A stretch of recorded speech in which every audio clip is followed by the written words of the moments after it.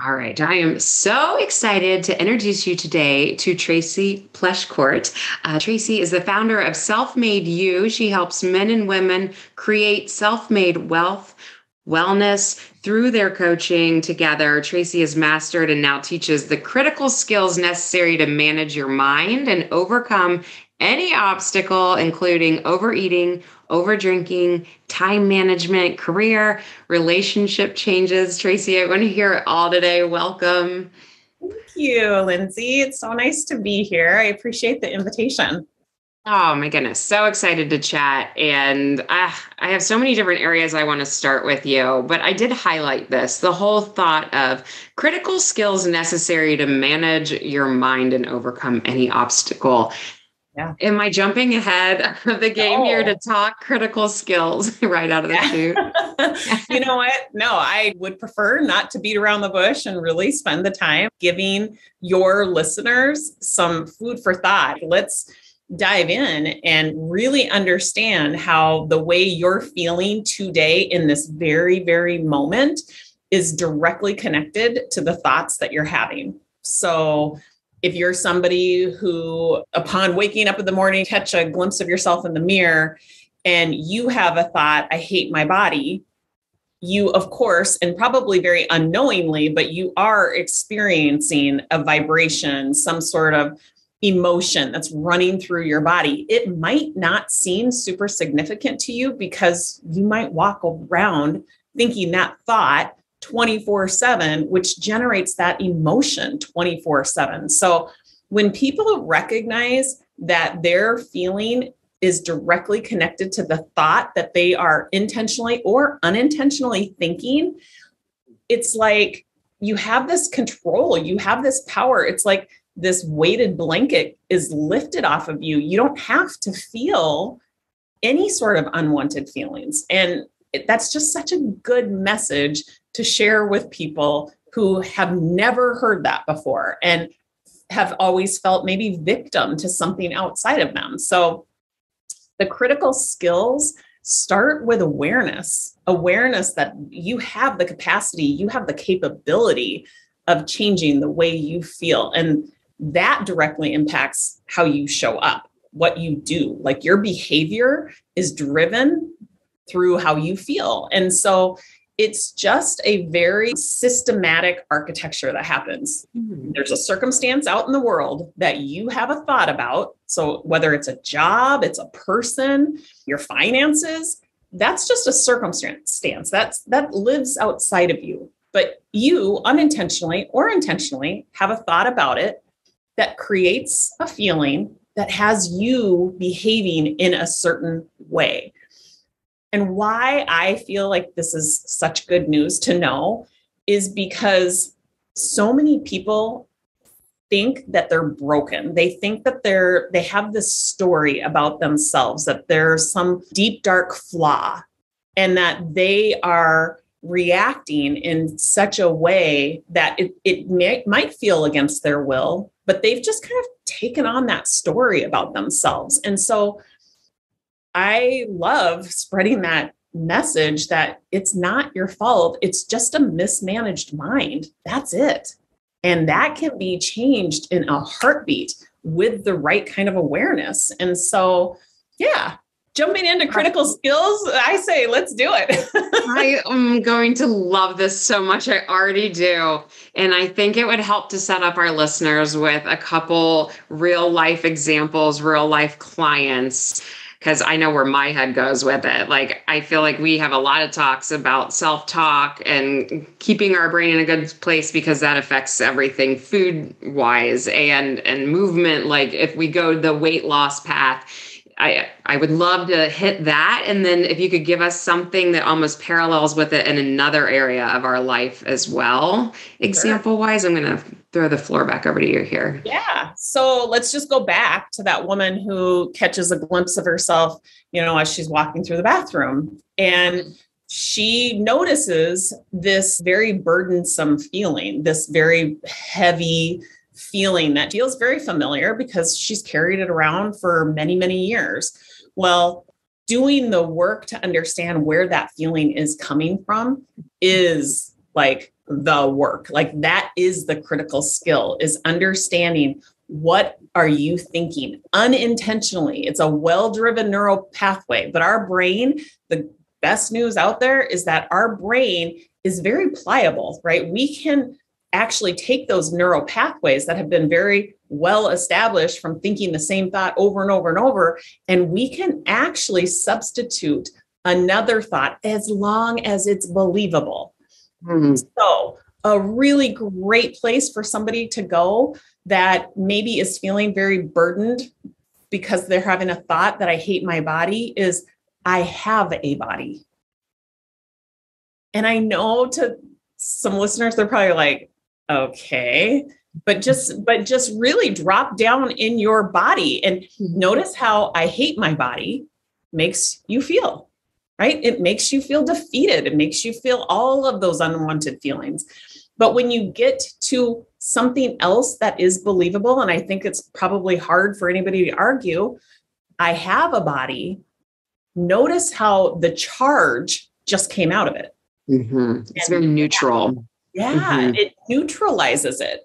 And so that's the place to start. Like all of the like power of positive thinking, like I'm a pretty positive person, but if it's not your reality, if you don't believe it, then you're probably not spending your time as well as you could by just starting with something that's neutral. That is believable, because you can move from there. Like you can move to eventually, I love my body, but there's space in between. I have a body and I love my body. You have to work your way there. Think about it like rungs on a ladder. So start with something that's believable, like I have a body. So that's how you notice it. That's how you kind of neutralize it. I like to tell my clients, normalize it. We all have a primitive brain. God designed our human brain to have a component that keeps us safe. So I like to call that our primitive brain, like when we had to outrun the saber-toothed tigers, but the truth of the matter is we're not really in a lot of danger day in and day out, but yet our primitive brain acts like we are. And so it's firing off all of these thoughts that we find ourselves reacting to, like, I'm going to starve if I don't, if I try to fast, right? And so then you react to that. And that's not true. That's not true at all. But that's just the way that we react to that primitive brain thought. The good news is we have this whole nother part of our brain. I like to call it our prodigy brain because it's the more extraordinary part. It's the decision-making part. It's the prefrontal cortex. And you can be very intentional with it, like choosing the thought, I have a body, versus going on default with that primitive brain thought of, I hate my body. So that's the difference between those two parts of your brain. And it really takes an awareness, an act of like normalizing that, you know what, that's just my primitive brain firing off that thought. Because then again, that kind of extinguishes all of the emotion around it that sometimes makes us feel very panicky and creates this inability to even think clearly, like to even be able to put the thought structure together of, oh yeah, that's my primitive brain. And I need to come up with something more believable. Even that's hard to do when you're feeling panicked. So right. I like to keep going really fast with some neutralizing, because I feel like people can hear that and understand it and then go, something that comes out of my mouth would be, I'm ugly, I'm lazy. That also goes with, I'm fat, I'm unworthy, all of that. Like give some other neutral comments for those types of thoughts. So if you notice that you're having those kind of thoughts, I'm fat, I'm lazy, like I like to first ask yourself, is that even true? Or in what ways is that not true? Like those are some ways to de-escalate. There's always going to be a part of us that our brain wants to fight to be right. And so it's going to look for evidence like, well, I just binge watched the Kardashians for the last 2 days. So yep, that's true. Okay. Well, let's just say, even if it is true that you're lazy, is that a helpful thought? What is that thought creating inside your body? It's not helpful. So you can kind of drop into like that self-care. But I would say another great way, especially for people who are actively trying to take care of themselves, lose weight, talk different to themselves. I like the neutralizing thought around I'm learning to love my body, or I don't like my body right now, and that's okay. Or it's possible that one day I will learn to like my body. Possible one day I'll learn to love my body. It's possible. Those are truths that most people can get behind. They don't have that same charge as the I hate my body, which even the fact that you have that thought, there's nothing wrong with you. It's just probably not ending well. You probably don't like the results you're creating for yourself. And that's what we care about, right? We're not here trying to debate you're morally wrong because you're having that thought. That's not it at all. It's just you probably don't like the result you're creating from having that thought. So let's roll up our sleeves and get to work on neutralizing it. You've noticed it. Let's normalize it. Let's neutralize it. And let's start to kind of work our way up that ladder to come up with thoughts that not only keep us from feeling bad, but now we get to that place when you kind of get up on that ladder a little bit. Now you're at the place where you get to create things that maybe were never even on your radar. And then that gets us to like, a lot of my clients will come to me because they want to lose weight. And what they always say is, I took these concepts and I applied it to my business. I have a lot of small business owners, and they took the primitive brain, prodigy brain concepts and applied it to growing their business, serving clients. Like they're so parallel that it's almost hard not to apply those kind of concepts, especially when you get really good at noticing how you're feeling and connecting the dots back to a thought that you're unintentionally having. Right. And I'm loving your word choices, and I want to highlight some of them for our listeners, because it does come back to acknowledging, which is where you started, but to have this word neutralize, you keep saying a charge. And I think it's a great visual for everyone to go, there is a charge, means the shoulders raising. It means when we have some reaction, a button got pushed, something that we don't love how our body's feeling in that moment. And you're giving these tool sets on how do I neutralize that? I bring it back to where I feel back in control. There's a positive vibe, a feeling that goes with that. And I want to take, before we climb the rung too much higher on our ladder, a drinking example too. You had mentioned over drinking is something that you will talk about with some clients. So give an example of something that they're maybe saying to themselves and what they'd be neutralizing in this category.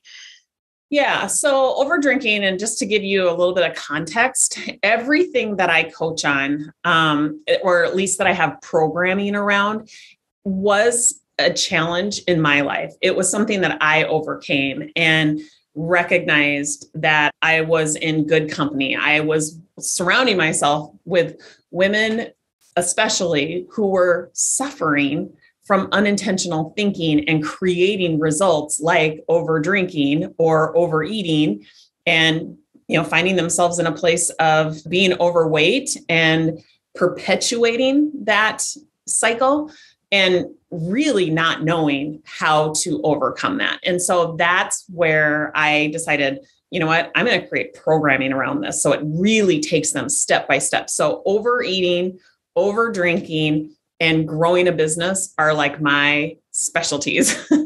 So I do tend to attract a lot of women in those three categories, but I will say that these skill sets can be applied to relationships. They could be applied to your place of employment, career changes, career advancements. So I don't want anybody to think that this is a skill set that you only pull out in a time of crisis. That, yes, it can help you overcome challenges, but it can also help you create, I like to say, what my clients once thought was impossible or was never even on their radar, like multiple six-figure businesses, when they recognize the kind of control and the kind of power that they have. So over drinking is very similar. It's in regards to the way you're behaving. You have a habit of coming home at night. You have a thought, very unintentional, that I need to take the edge off, or it's been a hard day and I deserve it. Just think about how those unintentional thoughts generate a vibration or a certain kind of energy or feeling, emotion, whatever you want to call it, that runs through your body. It might feel like entitled, right? Makes perfect sense. It's something you've always done. And it just generates this kind of entitlement, which then has you opening up a bottle of wine. And there's nothing inherently wrong with that. It's just when you decide that maybe that has become problematic for you, right? So I also want to make sure that we're not like painting a picture that you're bad because you overdrink. It's when you decide that you no longer want to keep creating the same results for yourself. And nobody gets to decide that except for you. So whatever that looks like, I have women that drink on special occasions and have decided there's no place in their life for alcohol. And then I have plenty of women who come into my Self-Made Mind and Body course that has more of a focus on metabolic health, but they decide that the bottle of wine that they've had every single night, Monday through Sunday, there's no longer a place for that in their life. So we see it all, or people who want to moderate. But the one point that I really want to make is that when we're compounding man-made substances like sugar and flour and alcohol, it's not as easy to always be able to think in this clear path where I said, you have a circumstance that you're having thoughts about. Now, those thoughts and feelings are often escalated when you have these man-made compounded chemicals in play, right? Because they escalate things. It creates a bigger dopamine hit in our brain. And so our brain loves that. And then therefore it perpetuates needing more and needing more and needing more. So I say it starts with asking yourself, what is it that you want to be creating for yourself? Do you want to become a moderate drinker? Do you want to feel like you're in control and you don't want to feel peer pressured when you're at a happy hour? I have a question for you. Just out of both of us have clients that we work with and that we are telling to choose intentional thoughts. Like, what are your barriers? I think it's really easy for people to nod along and say, I get it and I understand the importance of it, and then walk right back out the door and not be intentional about their next thought. Like, what's some of your practices around that? That do you feel like you're making headway with the positive thinking, with the intentional thoughts? Yeah, that's such a good question, Lindsay. And here's how I would answer that. It's you need to create an environment where they understand the architecture of how they are actually creating their current experience. So I always 100% of the time start with the experience that they're now having, that they are unintentionally creating for themselves. My company, Self-Made You, it's like people ask me, what does it mean to be self-made? And it's very simply just taking responsibility for your results, unintentional and intentional. And that's a really good thing. It's not anything convicting. It's really a empowerment play. Take responsibility for both, because that's how you can change, is when you take responsibility for unintentionally having thoughts that create unintentional results.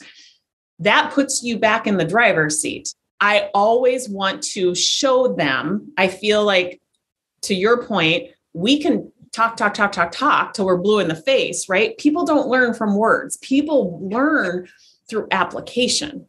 So showing them how this architecture is playing out every moment of every day for them. We have 60,000 thoughts on average a day, which means you have that architecture running 60,000 times where you have a thought about a circumstance that makes you feel something that then has you showing up. When you can get your client to the place where they understand that, they fully understand that, then they're in the place where they're like, oh, okay. It relieves them of any sort of shame, like they notice that the shame is just coming from a thought. And you're not broken. There's nothing inherently morally wrong with you. It's just that you're not managing your mind. And that happens, right? So now we have the wherewithal to see, okay, that's how that played out for me. This is how I created this unintentional result. So that would make perfect sense that if I'm going to be intentional, I can get a different result. And so it's super important to me that people understand that the unintentional results that they're creating for themselves, it's not their fault. They just don't know any better, right? And so that's step one. And then when they're ready to start creating new results, or even to just relieve themselves of the feeling that they're having, the charged feeling, like tacking on a part of the sentence, like, and that's okay. Like, I've never been able to lose weight, right? That's a very unintentional, they believe that to be true, but that's an unintentional primitive brain thought.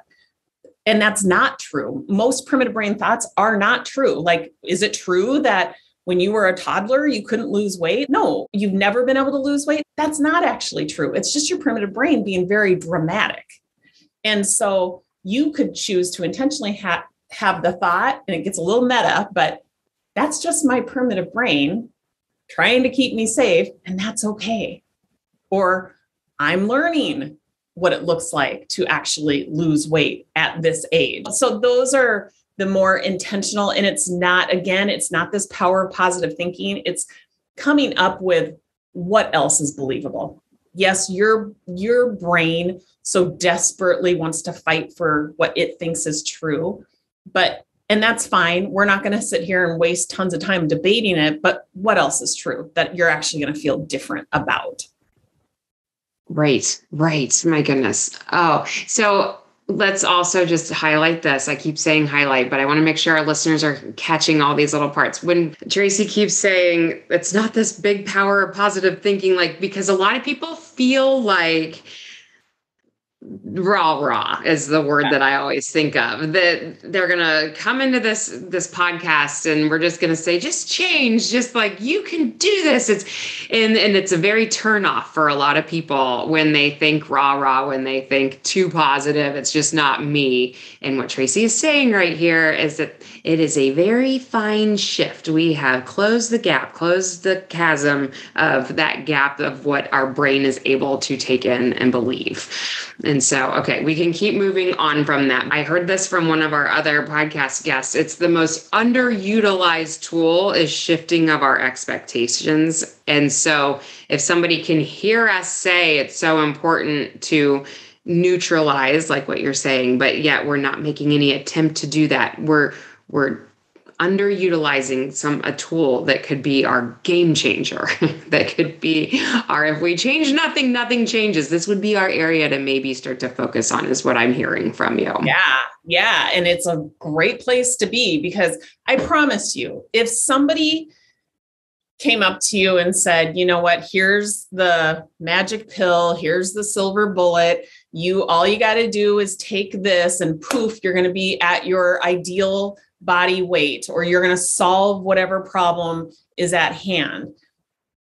I know how attractive that sounds, but here's the deal. You would never have learned how to overcome those problems on your own. Like, what we're suggesting is that you take ownership, you take control of manipulating the thought, questioning the thought ever so slightly, because it is coming from a place that's trying to keep you safe in an undangerous environment. So it makes perfect sense to just question it and just manipulate it. And then to be like, and remember that time, it seems so insignificant, it was 10 minutes ago, where I went and opened up the pantry door, but I caught the feeling of entitlement. Remember that time that I did that? You start to build off of that. Your brain loves evidence. So it's looking for the evidence, and you start to build like a capacity for actually showing up different. You start to build confidence that you can solve these problems on your own. Like, you don't want a magic bullet. You do want the experience of solving this for yourself, not giving the power out to anybody but you. Mm-hmm. And that's huge. And so call it woo-woo, call it whatever you want. It's like, it's truly you taking responsibility. That's what it is in a nutshell. That's so good. And that's exactly why it can transfer over into, like you said, all these different categories. Yep. Because once you have the skills, then those skills work everywhere. Yeah. Which is amazing, which I think is a great segue into walk us through exactly what that client would expect as they come into your program. Because I kind of stifled you at a second ladder rung there, and there's more that's going to come from that. So they walk in your doors and lead the way here. Yeah. Most of the women are middle age. And so a lot of them are dealing with hormones that are changing. And so they're recognizing some different emotions that they've maybe never experienced. They're recognizing the experience of having a harder time losing weight. And so our programming is all around a transformation that is mental and emotional, which is a lot about what I just talked to you about. Physical, because we teach them how to lose weight in a different sort of way that works for them at this stage of the game. And then metabolic, we teach them the metabolic science that really does have a strong touch point on hormones like insulin. So you're looking to lose weight. It's 4 basics. It's solving the mind math, which is the thoughts and the emotions that are mismanaged. It's eating foods that fuel you. So it's SELF. We're very clever like that. So solving the mind math, eating the foods that fuel you, learning how to collect data, like understanding your blood glucose and ketones and cause and effect of weight gain, weight loss, all that kind of data. So learning to collect data, and then fasting, and not to fast in a restrictive manner. It's really fasting with balancing out your hormones, specifically insulin. So it's fascinating that when you have this transformation, this kind of comprehensive transformation that women experience, they're like, whoa, I have so much more energy, or my moods are way more stable, or I can think more clearly. I don't have the brain fog, which then, of course, perpetuates going after things that, like I said, weren't even on the radar at the time. I feel like SelfMade You or the coaching that I have to offer really is the solution for women who think weight loss is the biggest problem in their life. They're so sold on the fact that if they could just fix this one problem, well, let me tell you what that story is creating for you. That's a story. That's a made up story that you are running on autopilot, on default, 24/7. And that's not true. But because I know how to help you manage your mind and your emotions, we can change that thought so it doesn't stand in between you and creating what you want most from your life. But it is just a thought. At the end of the day, it's just a thought. People will argue all day long on it, but it's a thought, and we can change it just as quickly as it came in. We can manipulate that. And we also help people manage from a metabolic standpoint, from a physical standpoint, and an emotional standpoint as well. So all of those things are changing. But women who come into our program who start to report changes in their business, and we hear it all the time, it's because all of this is so tightly connected. Like I said, like weight loss is often parallel to a lot of other bigger goals. Growing a business, it's awesome because if you aren't thinking very clearly, or if you don't have the energy, or if you have brain fog, very difficult to run and operate a business. That's definitely the springboard. It's the catalyst, is the way that they are feeling physiologically that motivates them to do these other things. But then again, I come in and ask them, the circumstance is your business. Give me all the thoughts, or tell me how you're feeling about it. And a small business owner will probably say, I don't even know where to begin. Marketing is so hard, or the clients don't want what I have to offer. So a woman who maybe is trying to get a business off the ground, or maybe even wanting to change careers, she definitely has this narrative going on in her mind that is probably creating this experience of her feeling stuck. I hear that a lot. I just feel stuck. I don't know what to do next. Okay, well, the reason why they have this lovely evolution from losing weight, balancing out their hormones, and being a lot more motivated to grow this business is because physiologically things have changed. Their body chemistry has changed by managing their thoughts, their emotions, and their metabolic health. So that would be probably one good answer as to why we see that kind of success story play out time and time again. But I would also say that, again, women who are looping out on these thoughts around, I don't know what to do next, or marketing is hard, or finding clients don't want what I have to offer. That type of thinking that they are very unintentionally looping out on is generating a sense of defeat or some sort of unwanted feeling that certainly does not have them out looking for the next best step, right? When you're feeling defeated, most people start to shut down. They hide. They start looking for evidence around all the reasons why they might be right, how business is so hard. They're certainly not doing anything that's going to get them closer. And that you kind of have to get it under a microscope to really see how that's playing out in your unique experience. But 99.9% of the time, when you can shed some light onto it and just show them that you're just showing up in a way that's not getting you what you want because you're feeling something that's kind of got you stalled out before you've even really started. And here's why. I call it solving the mind math. It's just a formula. It's a very simple formula. It's your thoughts plus your feelings equal the actions that get you your results, period. So you change one component of that formula, you'll get different results.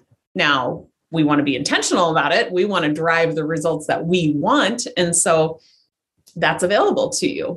I would just say to the woman maybe who's listening, who is feeling very stuck in her current business or place of employment, I would have you first understand why you're feeling stuck. What is that narrative that's going on?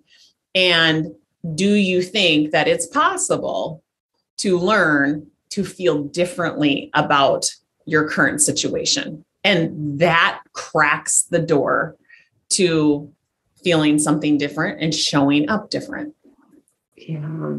So for the people who don't live in our land and kind of understand how this goes, their ears are perking up and they're going, oh, I need this. I want this.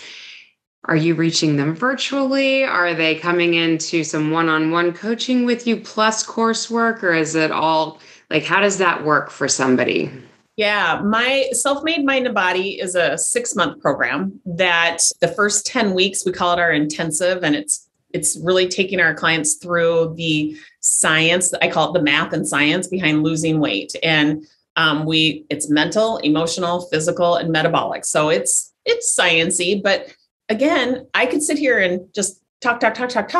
If you don't have an application behind it, it's very difficult to really envelop it and to learn and to be sustainable and to keep these practices into play. We want you to learn about your blood and how your blood and your body reacts to what it is that you're eating. We want you to learn how your body reacts to fasting and all of that kind of stuff. So the first 10 weeks is an intensive. And then the second 16 weeks of the 6 months is what we call mastery. We always have our finger on the pulse of your weight loss goals.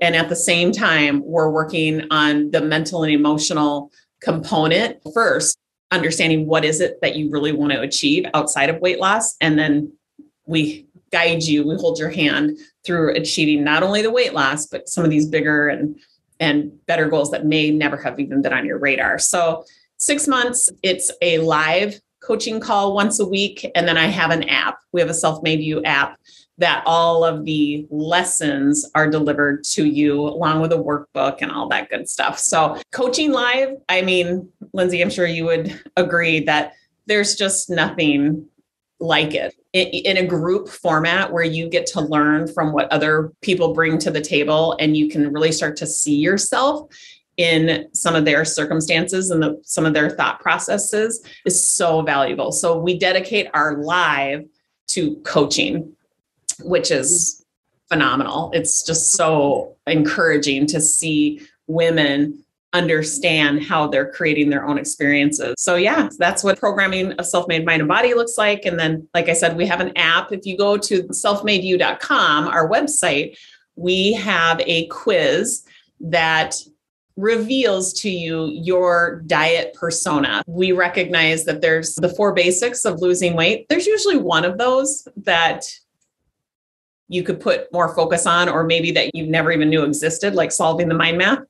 And so we reveal through this quiz what your diet persona is. And then we give you a free challenge to learn how to overcome that, what it would take to overcome that, because it really does boil down to those 4 basics. And having an understanding of what you might be missing is a great place to start. So I would encourage people to go to our website and take that quiz.